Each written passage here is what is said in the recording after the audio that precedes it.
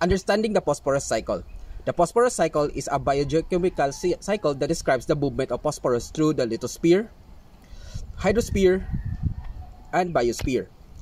Unlike the other cycle, phosphorus does not have gaseous phase and primarily exists in solid or liquid forms.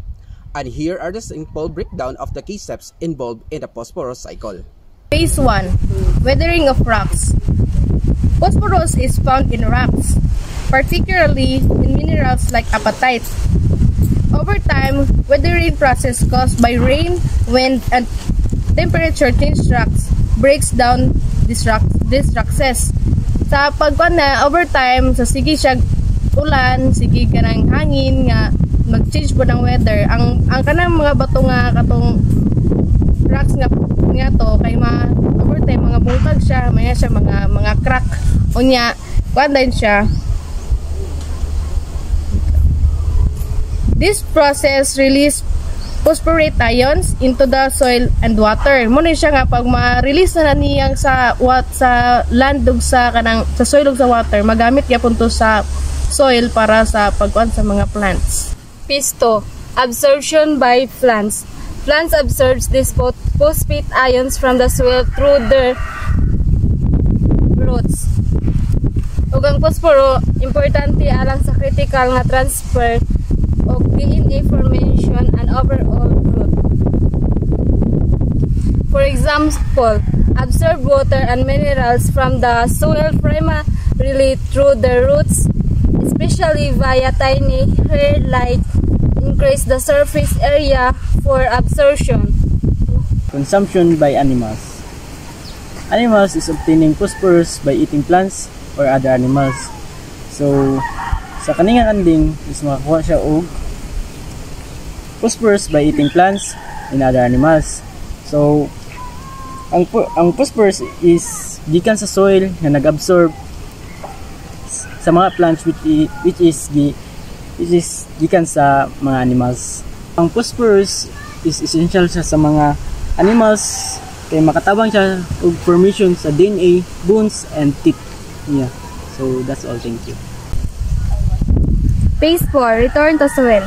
When animals or plants die or excrete waste, organic phosphorus is returned to soil.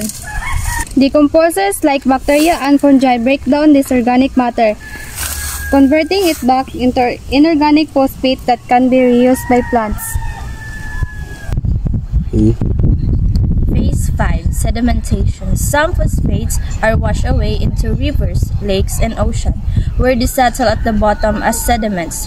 Over geological time, these sediments eventually form into new rocks. So, ang phosphate is gikan siya sa mga rocks and soil which can be washed away by rainfall.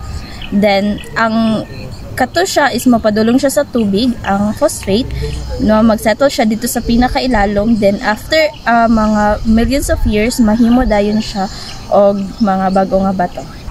Human impact on the phosphorus cycle. Women significantly influence the cycle through activities such as mining phosphate rocks on fertilizer. Example ani sa Morocco. Ang mga dagko nga mining sa phosphate ihimo aron makagama sila og fertilizer which impact in natural phosphorus reserves. Excessive use of fertilizer can lead to runoff into water bodies causing eutrophication. Example ani is the Gulf of Mexico zone is caused by fertilizer runoff from the Mississippi River landing to the low oxygen levels that harm marine life. In summary, the phosphorus cycle involves weathering of rocks, releasing phosphates into soils and waters, absorption by plants, consumption by animals, return to soil through decomposition, sedimentation, and human impacts through fertilizer use. This cycle is crucial for maintaining ecosystem health as phosphorus is a limiting nutrient for essential life.